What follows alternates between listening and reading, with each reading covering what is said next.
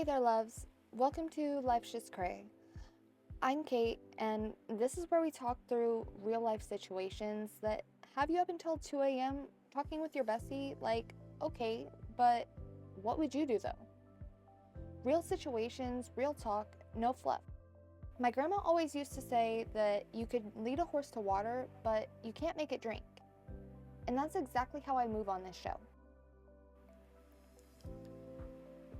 We are talking jealousy and envy today, and I need everyone to be honest with themselves while they listen to this one. I'm not proud of what I am about to share. I have sat with it for a long time before deciding to send this in because admitting it out loud, even anonymously, feels like confirming something about myself that I would rather not be true. But I'm tired of carrying it quietly, so here it is. One of my closest friends is doing really well.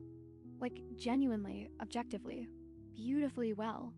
She got a promotion that came with a salary that made my jaw drop when she told me.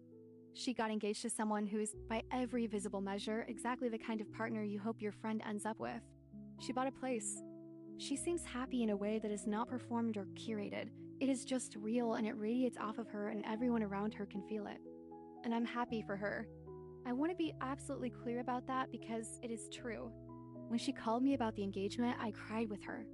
When she got the promotion, I took her to dinner. I show up for her the way a real friend shows up, and I mean every bit of it.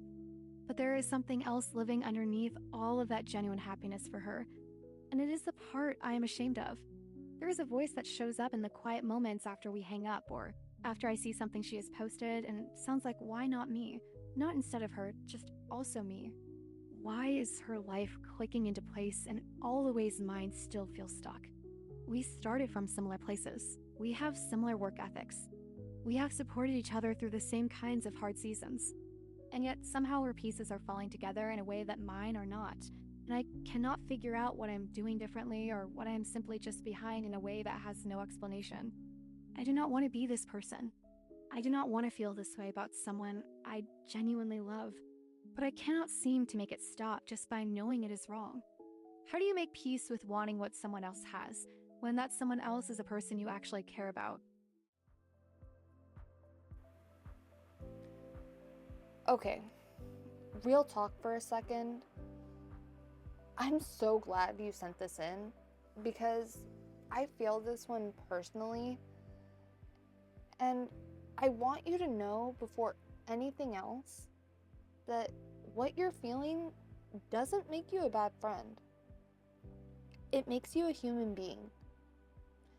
And I think if more people were honest about this, we would realize that almost everyone has felt exactly what you're describing at some point.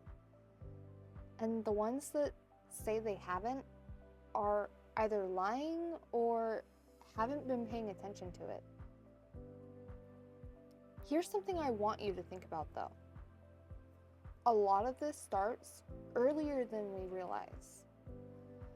Depending on how you grew up and what your financial reality looked like when you were younger, compared to those around you, this feeling roots way further back than this friendship.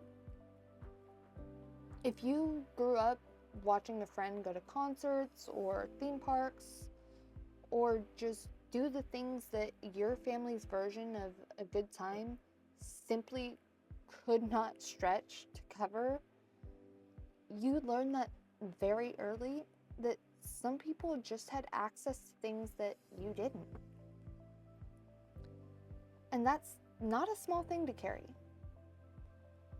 That's kind of early comparison that gets wired into you in ways that show up later in life dressed as jealousy, when really underneath it is just an old ache for something that you never got to have.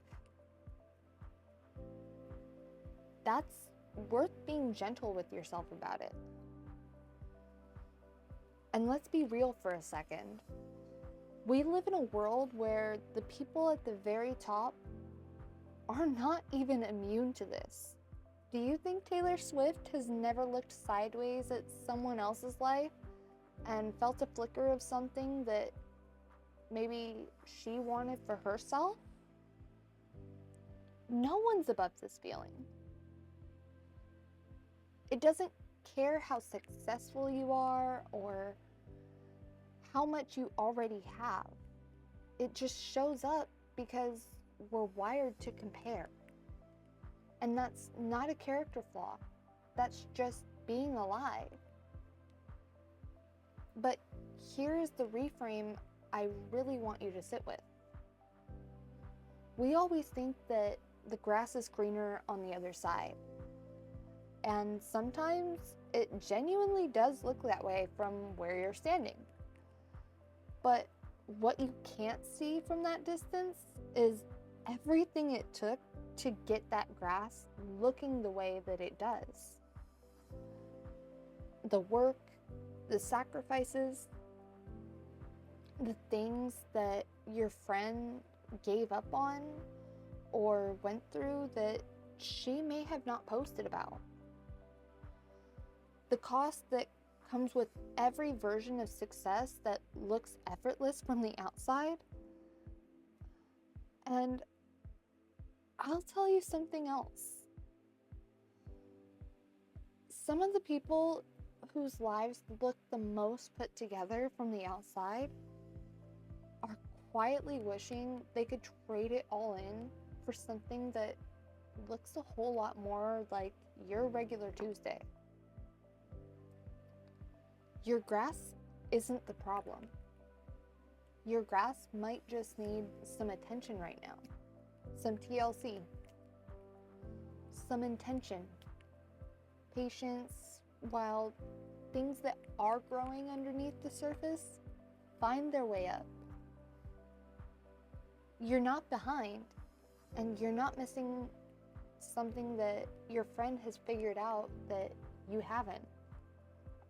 You're just in a different season, and different seasons require different things from you. Tend to your own garden, and the flowers are coming. You just have to stop staring over the fence long enough to water what's already yours. Alrighty, loves. That's all I've got for you today, and you already know where to find me. Slide into the DMs with your situation, and you might just hear it on the next episode. And if this one hit home for you, share it with someone who needs it, because that is what we do. And remember, just because I've said this advice doesn't mean you have to take it.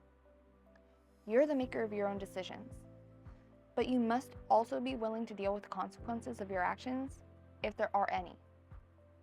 Until next time, take care of yourself.